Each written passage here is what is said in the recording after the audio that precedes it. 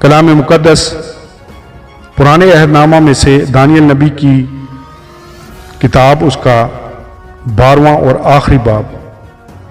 آخری ایام۔ اور اس وقت میکائیل مقرب فرشتہ جو تیری قوم کے فرزندوں کی حمایت کے لیے کھڑا ہے اٹھے گا، اور وہ ایسی تکلیف کا وقت ہوگا کہ ابتدائی اقوام سے اس وقت تک کبھی نہ ہوا ہوگا، اور اس وقت تیرے لوگوں میں سے ہر ایک جس کا نام کتاب میں لکھا ہوگا رہائی پائے گا، اور جو خاک میں سو رہے ہیں ان میں سے بتیرے جاگ اٹھیں گے، بعض حیات ابدی کے لیے اور بعض رسوائی اور ذلت ابدی کے لیے، اور اہل دانش نور فلک کی مانند چمکیں گے، اور جن کی کوشش سے بتیرے صادق ہو گئے ستاروں کی مانند عبدالآباد تک روشن ہوں گے۔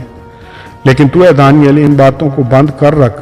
اور کتاب میں آخری زمانہ تک مہر لگا دے، بتیرے اس کی تفتیش و تحقیق کریں گے اور دانش افزون ہوگی۔ پھر میں دانیل نے نظر کی اور کیا دیکھتا ہوں کہ 2 شخص اور کھڑے تھے، ایک دریا کے اس کنارہ پر اور دوسرا دریا کے اس کنارہ پر، اور ایک نے اس شخص سے جو کتانی لباس پہنے تھا اور دریا کے پانی پر کھڑا تھا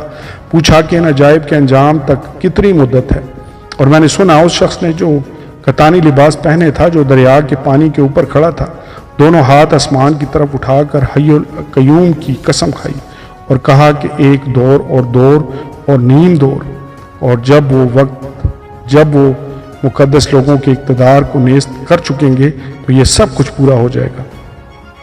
اور میں نے سنا پر نہ سمجھ سکا۔ تب میں نے کہا اے میرے خداوند ان کا انجام کیا ہوگا؟